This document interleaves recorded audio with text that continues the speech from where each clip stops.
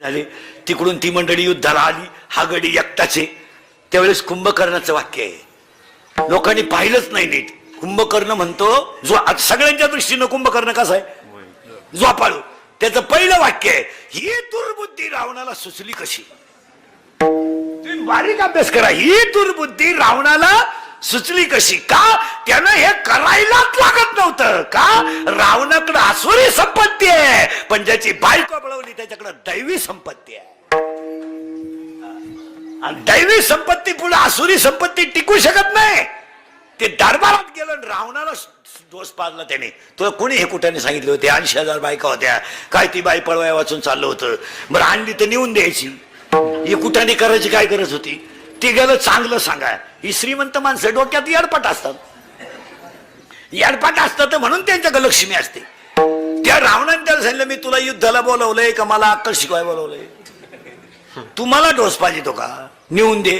कुंभकर्णाचं वाक्य आहे, नेऊन द्यायचा विषय नाही, तू त्याच्यात मारणारच आहे, मी मारणारच आहे ना. मग तू युद्धाला जाणार का. तिथं वाक्य पहा, युद्धाला गेल्यावर मी परत जिवंत येणार नाही मला माहिती आहे, आणि तुझा आता कार्यक्रम व्हायलाच आहे. तू हे उठाने केलंच कशाला. फक्त मी का युद्धाला जाणार आहे, तर फक्त मला बंधू धर्म टिकवायचा आहे म्हणून मी युद्धाला जाणार. भावाने भावाला मदत करावी हा धर्म आहे. नाही तर मी येतच नाही परत, आणि आलाच नाही.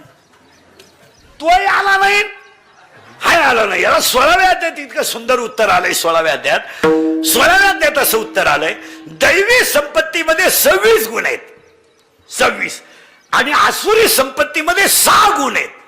पण ते 6 गुण दैवी संपत्तीला यदा कदाचित बाधू शकतात, नाश करू शकत नाही. शब्द उलटा वापरा, बाधू शकतात पण नाश करू शकत नाही. पण दैवी संपत्ती पुढं काळ जर आला तर आसुरी विचार टिकू शकत नाही. हे पहिलं. काही माणसं म्हणतात तो माणूस लय गपक्या श्रीमंत झाला, त्याचा सुपडा सापच होणार. तुम्ही थोडं कळ काढा. तुम्ही मला अख्ख्या महाराष्ट्रात मराठी माणसाचं 3ऱ्या पिढीचं घर श्रीमंत दाखवा. एक घरानं सांगा अख्ख्या महाराष्ट्रात का यांची 3री पिढी श्रीमंत आहे. लईत लई 2. 3ऱ्या पिढीला असं एखादा पोर जन्माला येणार, अख्खी एकूण मोकळी होणार. नाही ते संपत. महाराज लक्ष्मी टिकवायला नम्रताच लागते.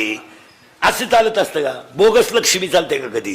बोगस लक्ष्मी चालते का. नम्रता जितकी झाडेल तितकी लक्ष्मी प्रसन्न होत असते. लक्ष्मी मुळातच नम्रतेवर, आणि तुम्ही तिथं करायला लागले कसं